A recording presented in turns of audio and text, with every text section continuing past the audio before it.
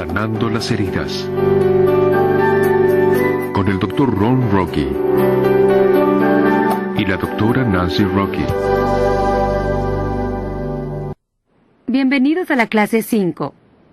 En el último segmento, y como hicieron su tarea, tuvieron la oportunidad de ver bien adentro suyo, ¿no es cierto?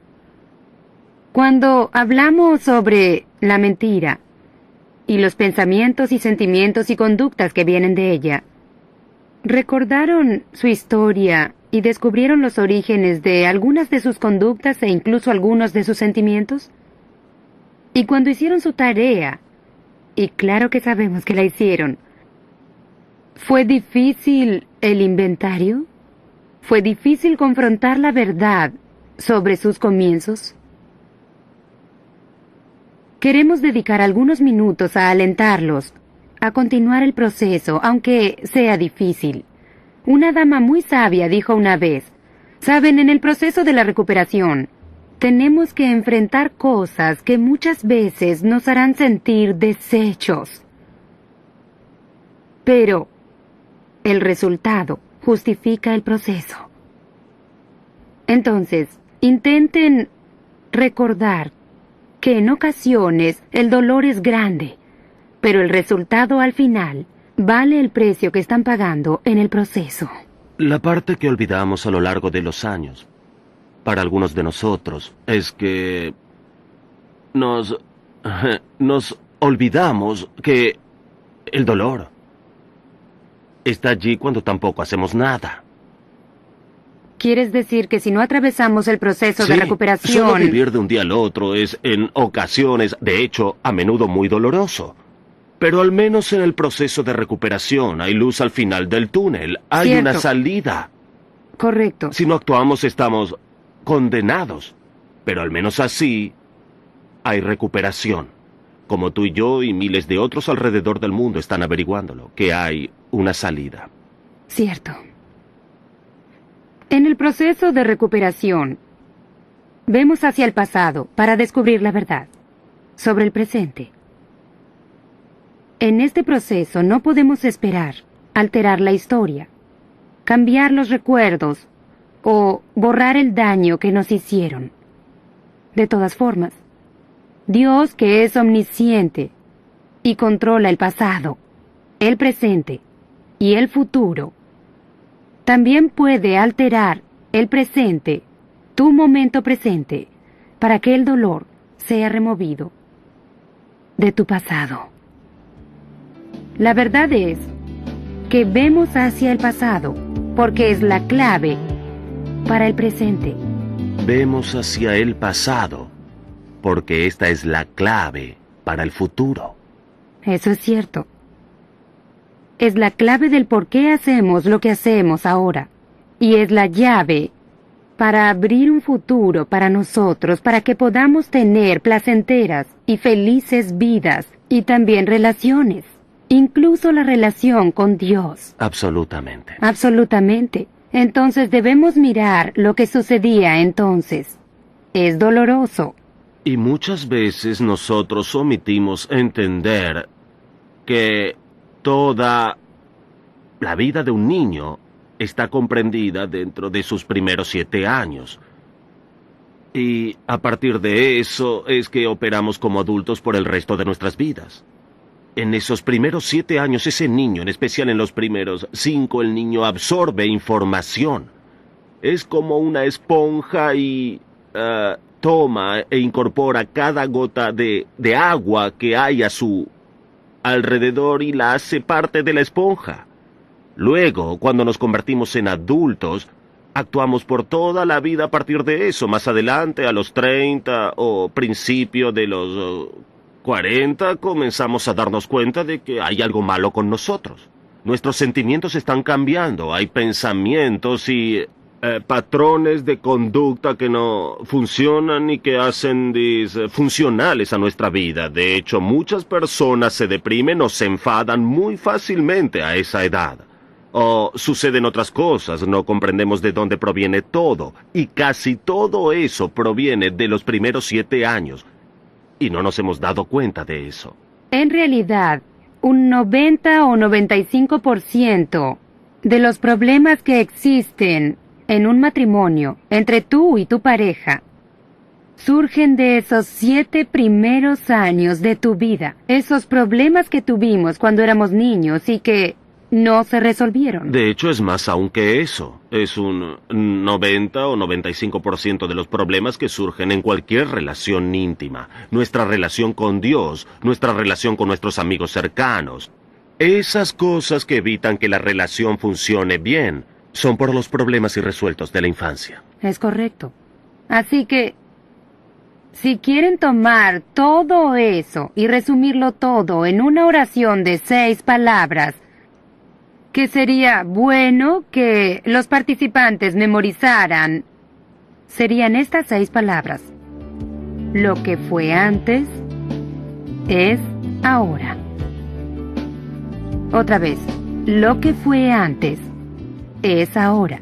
Lo que me sucedió en la infancia aparece ahora.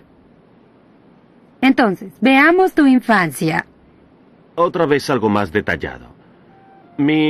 Al entrevistar a mi hermana y obtener cosas muy específicas de ella, encontré que nadie en realidad me quería y el término era Butch. Ese era mi sobrenombre porque nací pesando 4 kilos 700. Nadie quería realmente a Butch, porque no podían sustentar a otro niño, no sabían qué hacer conmigo. Todos tenían un lugar en la vida. El más joven tenía 8 años y ya estaba en la escuela. Y mamá trabajaba y papá trabajaba, los niños iban a la escuela. Y no había lugar para otro infante. Así que nadie quería a Butch porque era una carga. Y mi hermana me dijo que yo debía armar un gran escándalo para que suplieran mis necesidades. Mis necesidades eran comer, que cambiaran mis pañales. Como ya he dicho, jamás me cargaron que yo lo recuerde, así que sé que estaba en algún lugar en el camino, pero no tengo conocimiento de ello, ninguna sensación. Y solía armar grandes escándalos para poder comer. Y eso, al parecer, era muy tedioso porque afectó mucho nuestro matrimonio más tarde. ¿Quién respondía a ti cuando eras escandaloso? ¿Era tu madre quien venía a ti? Según dice mi hermana, no, era más que nada ella. Pero algo que descubrí... ¿Qué edad tenía ella? 9. 9. Entonces una niña de 9 años suplía a tu madre. En ocasiones. En ocasiones mi madre era la que me atendía, en ocasiones era mi hermana, en ocasiones era una niña de 16 años, en ocasiones era tal vez otra hermana, pero en general había 3 o 4 mujeres en mi vida que lo que hacían era abandonarme. Y entonces me causaban dolor. Entraban en tu vida y se marchaban, Sí. o venían por una hora y se marchaban. Sí. Entonces algo que comencé a descubrir muy deprisa era... Se los diré así. No debes confiar en las mujeres, porque todas te abandonan. Pero ese no era un pensamiento consciente, era un sentimiento, porque no tenía un proceso de pensamiento aún, solo estaba allí. No confíes en las mujeres, o te harán mucho daño. Y cuando nos casamos, no confiaba en ti, porque seguro me abandonarías. Y yo no iba a acercarme a ti porque eso solo me haría daño. Así que guarda distancia, yo traeré los alimentos a la casa, yo traeré el dinero, y yo me ocuparé del dinero y de todo lo demás. Tú solo cuida de las niñas. Y trabaja también para traerme más dinero. Y asegúrate de que mi comida está en la mesa. Oh, y a será la mejor hora que esté en la indicada. mesa, por supuesto. Porque si no estaba en la mesa a la hora indicada, ¿qué era lo que me sucedía a mí? Para suplir tus necesidades, te revertías al pasado y te convertías en el pequeño Butch en la cuna, teniendo un berrinche hasta que te atendieran, hasta que te dieran tu biberón, por decirlo así. Berrinche, diría que es una palabra muy suave, sí. Está bien. Era más como una gran furia. que iba de 0 a 10. Y yo no tenía idea, excepto que tú lo volvías a hacer otra vez, pero no era en realidad Nancy quien me lo hacía. Eran todas esas mujeres. En mis primeros años de formación de carácter, el primer año, más que nada, cuando no tenía pensamientos, solo sentimientos, eran ellas que me lo hacían. Y cuando ella no tenía la comida lista, yo enloquecía. Eso hacías. Pero ahora, con ese conocimiento, ¿significa que ya no tengo esos sentimientos? No, aún están allí, pero sé cómo manejarlos. Ahora cuando comienzo a tener hambre, conozco el sentimiento y tomo la responsabilidad, porque comencé el proceso de totalidad de ese viaje, y sé cómo lidiar con esos problemas. Y ahora puedo permitirle que me apoye, y yo puedo apoyarla a ella, y podemos trabajar juntos como un equipo. Regresemos y veamos cómo fue para ti comenzar la escuela y tus relaciones de entonces y cualquier daño que vino del mundo exterior. ¿Tuviste algo de eso? Pues por muchos años no creí que así fuera. En principio porque no me acercaba a nadie, no confiaba en nadie. No te acerques a nadie porque de todas formas te harán daño. Entonces era solitario, no necesitaba a nada ni a nadie en toda mi vida. Ni siquiera recuerdo tener amigos, excepto a los 5, 6 y 7 años. Y fue entonces que mi amigo cercano murió de polio. Otra niña que entró a mi vida cuando yo tenía 7, luego se mudó. Como pueden ver, no podía acercarme o relacionarme con nadie. Eso es cierto. Luego, a los 9 años, abusaron de mí. Luego supe que ya lo habían hecho conmigo cuando tenía 3 o 4 años por un hombre. Entonces eso me llenaba de dudas sobre quién era. Me llenaba de serias dudas sobre quién era, y también eso estaba asociado con mis problemas de cólera. Estos se ampliaban y también me controlaban. Eso supongo. ¿Cómo eras en la escuela? ¿Cómo eras? ¿Qué clase de estudiante?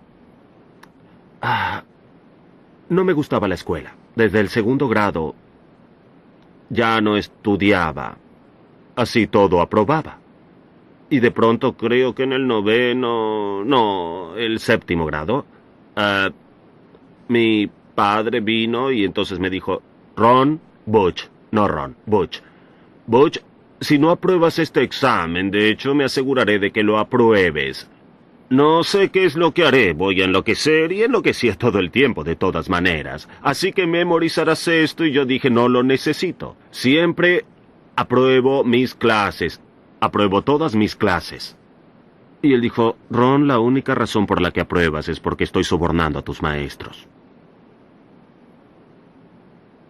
Y con eso se acabó mi mundo, porque yo creí que aprobaba. No me agradaba la escuela, jamás estudiaba. De hecho, jamás leí un libro hasta los 21 años. Así era cuánto odiaba la escuela. ¿Fue durante esos años que comenzaste con la pólvora y las armas y municiones? Sí, por eso sí leía. Para aprender a hacer bombas. Sí, cómo hacer bombas y esa clase de cosas. Era muy bueno disparando al blanco. Hacía mis propios cohetes y volaba. Cosas. Por fortuna, no a personas. Sí. Hubiera llegado a eso por mi manera de ser, por la cólera que tenía dentro. No había solucionado mis problemas. Y tal vez una de las experiencias que más cambiaron tu vida fue cuando pensaste que estabas acercándote a tu padre. No se habían permitido estar cerca durante tu infancia. No asistía a eventos de los exploradores, aun cuando te dieron esa condecoración y tu padre debía colocártela. Pidieron a alguien más que te la diera porque tu padre estaba ocupado trabajando. Y cuando sentí que estaba acercándome a mi padre, lo recuerdo, y mi padre murió. Después del funeral, comencé a pensar en eso. La semana anterior ambos comenzamos a acercarnos. Ahora sé lo que sucedió. Toda mi vida he creído que mi madre mataría a mi padre porque yo me estaba interponiendo entre ellos. No tiene sentido, pero eso es lo que pensaba. Eso es lo que hace una mente dañada, pensar en situaciones alocadas para que todo funcione. Puede relacionarse con lo que sentías cuando eras un niño, que te interponías entre tus padres, tu padre y tu madre. Por supuesto. Tu propio nacimiento creó dificultades en su pareja. Así que de seguro se La relaciona. infancia me dio muchos mensajes que no eran saludables. Me convencieron de que yo no servía, de que era un inútil, de que para sobrevivir controlaba todo, y a todos para evitar las pérdidas. Me sentía como un estúpido. Entonces, antes de darme cuenta, tenía 7 oficios y un doctorado bajo mi brazo. Me sentía condenado. Entonces, yo me propuse ir a prisión. Toda mi vida sentí que era un fracaso. Así que me hice adicto al trabajo. Sentía que estaba dañado. Algo estaba mal conmigo. En especial en lo que se relacionaba con las mujeres. Así que me hice adicto al sexo para probar mi hombría. Me sentía muy desconectado. Y para poder continuar, lo que hacía era aislarme emocionalmente de todos los demás. Y entonces cuando me casé, yo culpé a Nancy por todo lo que mi madre no pudo hacer. Yo la controlaba y a todo lo que ella sentía y lo que deseaba hacer. Pero no tenía control sobre mi vida. Debía controlarla a ella porque mi mayor miedo era que me dejara. Entonces abusaba verbalmente de ella para que no sobresaliera. Temía perder poder. Entonces proyectaba ese temor sobre ella, de tal forma que ella tuviera temor, que temiera dejarme para no destruirme.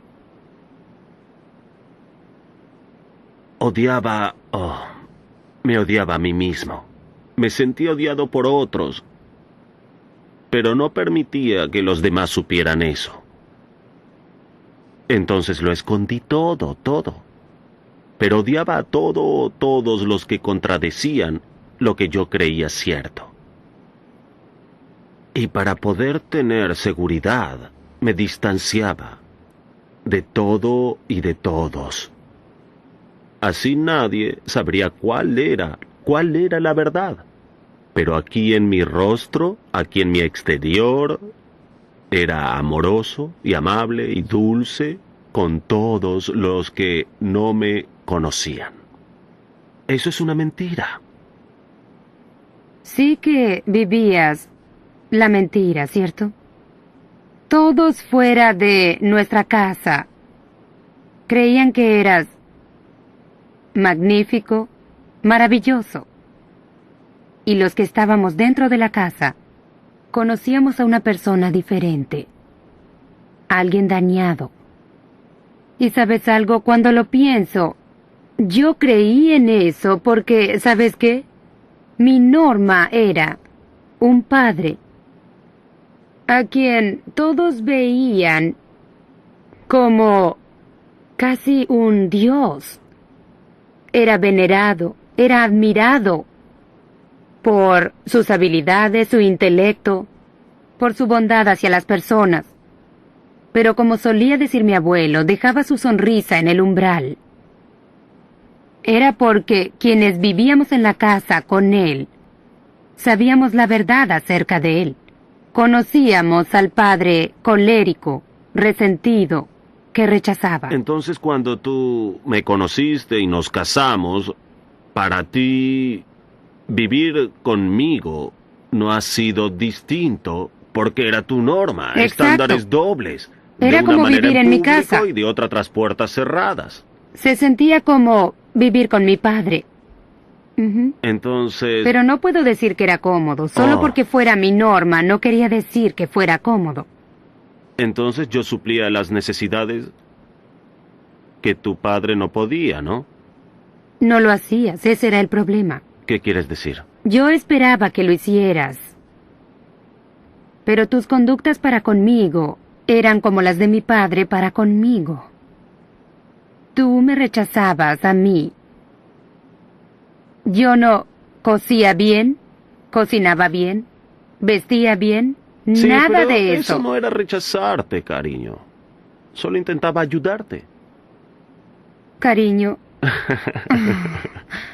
yo me elevaba a las expectativas que tenías de mí. Nadie puede hacerlo. Exacto. Así como me elevaba a las expectativas que mi padre tenía de mí. Y es muy frustrante para un niño que crece en un hogar donde no se siente aceptado y admirado y respetado. Y yo no sentía eso de mi padre. Sí de mi madre Ujú. y de mis abuelos, pero no de mi padre. Y eso es muy importante. Y sé que mi padre también estaba repleto del rechazo de su infancia. Y ahora sé que no podía esperar que él me diera aceptación cuando su vida estaba llena de rechazo. Verás, solo Cristo, en realidad, solo Cristo puede convertir agua en vino para hacer algo de la nada. Mi padre no podía hacer eso. ¿No? No. Sé que él deseaba aceptarme. Pero las palabras que había en su mente eran las que había oído desde niño. Entonces me las daba a mí.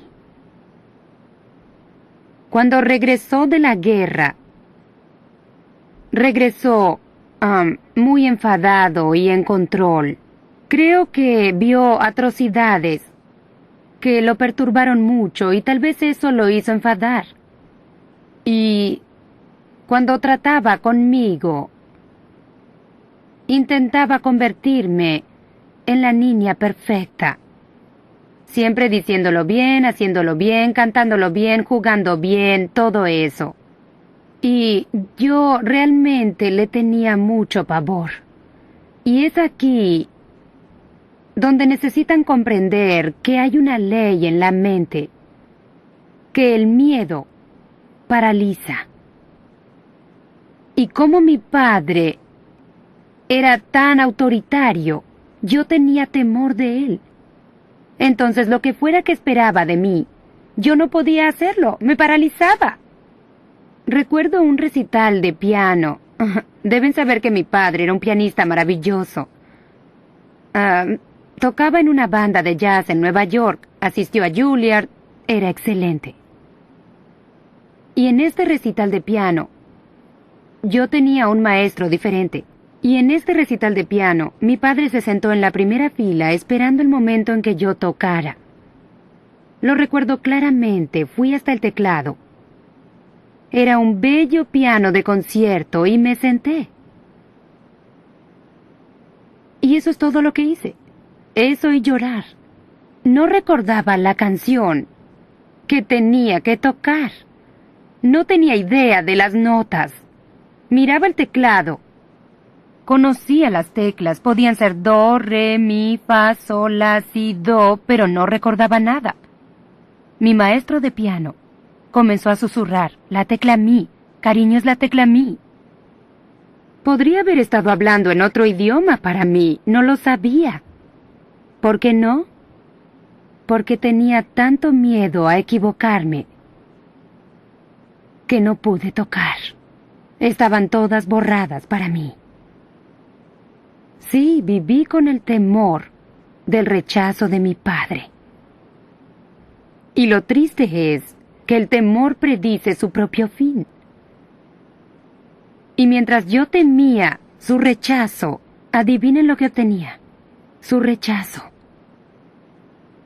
Sé que yo también lo rechazaba porque él no fue parte de mi vida por los primeros 4 años y medio. Era un extraño para mí. Y cuando regresó a casa y regresó tan diferente de mi madre y mi abuela y mi abuelo, por supuesto que lo rechacé. Él debe haber sentido mi rechazo y yo sentí el suyo. Éramos como 2 individuos casados que viven juntos y no pueden funcionar porque ambos quieren ser aceptados. De todas maneras, el abuso sexual comenzó cuando tenía 8 años. ¿Quién lo hizo? Fueron 2 ancianos del vecindario a quienes mi familia me enviaba a llevarles comida, eran viudos. Les interesaba más la excitación sexual que les daba una niña de 8 años que el pan de mi madre. Pero verán, yo tenía temor de decir la verdad en mi casa, porque si decía la verdad, temía que me echaran la culpa. Entonces, mi cuerpo decidió construir muros poco atractivos para ahuyentar a los intrusos. Comencé a engordar mucho. Y esta bonita niña de 8 años se convirtió en lo que considero una horrenda niña de 10. Era gorda. Los niños se mofaban de mí. Mi mejor amiga era una niña judía que vivía al otro lado de la calle. Subíamos al autobús en la mañana y los niños gritaban, «¡Aquí vienen la gorda y la sucia judía!». Y yo viví con eso toda la escuela elemental y los primeros años de preparatoria. Éramos la gorda y la sucia judía, siempre juntas. Ambas éramos rechazadas por la mayoría. No sabía por qué engordaba, pero subía de peso. Mi familia tampoco lo sabía. Así que solían decirme que ningún hombre me querría si era gorda, y ningún hombre te querrá si chupas tu pulgar. Y la gordura y el pulgar eran conductas que surgían del daño que me hacían los ancianos del vecindario. ¿Qué te decía tu abuela acerca de chuparte el pulgar? Me gusta. Con su acento británico solía decirme, «Saca ese pulgar de tu boca.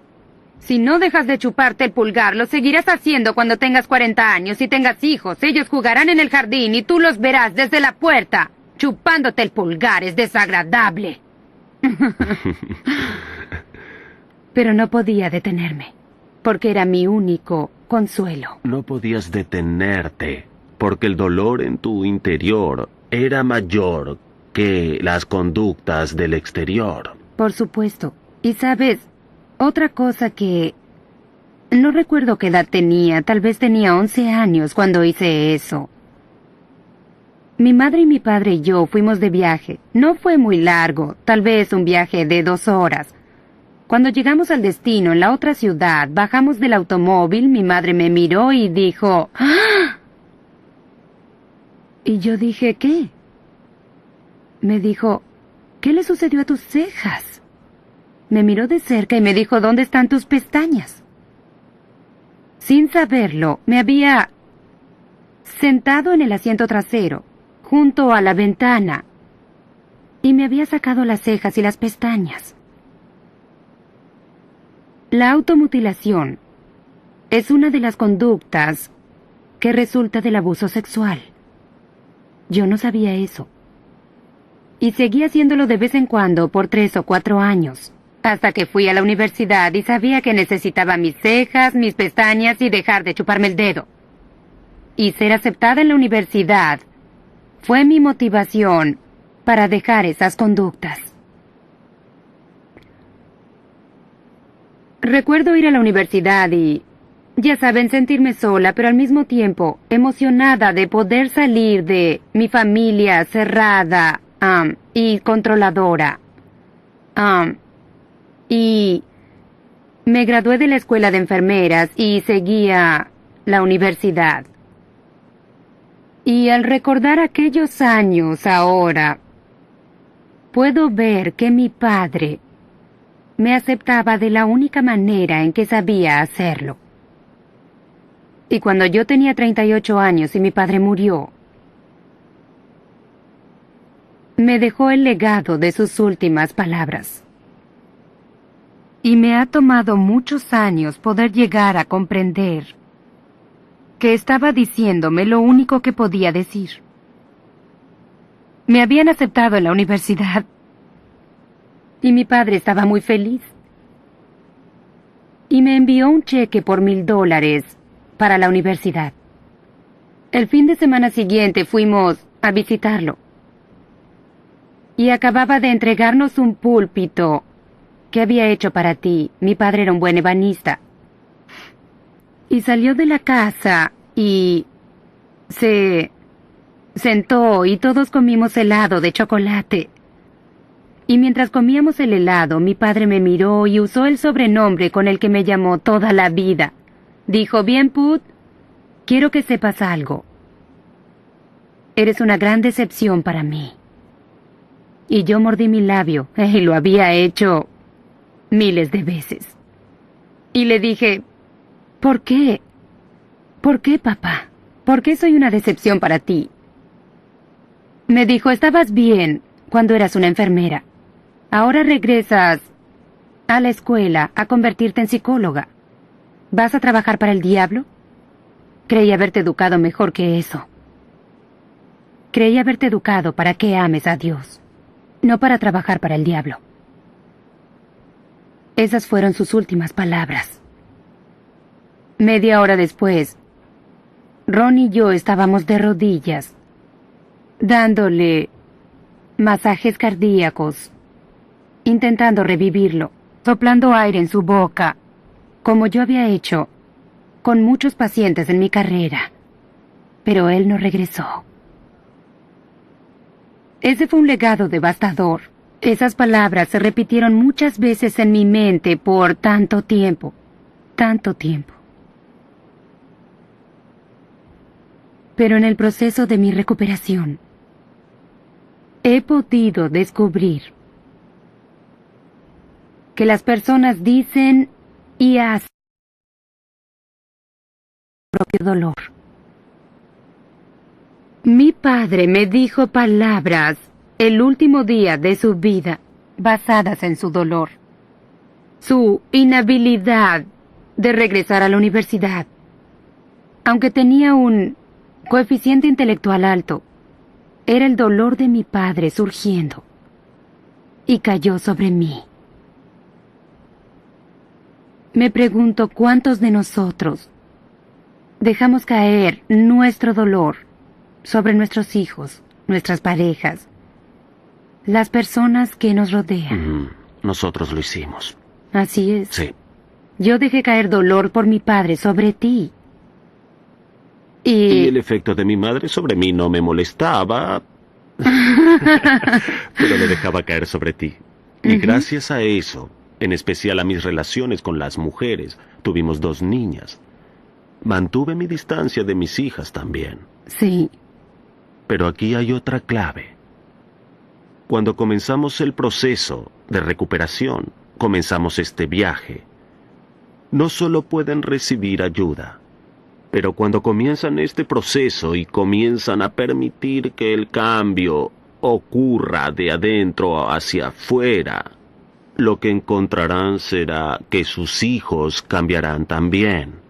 Y no importa qué edad tengan o dónde estén, porque el Dios que ayuda con la recuperación también ayuda a la recuperación de ellos.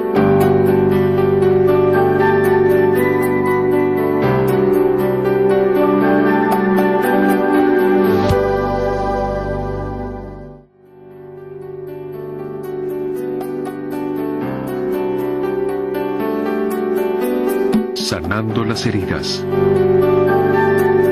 Con el Dr. Ron Rocky y la doctora Nancy Rocky.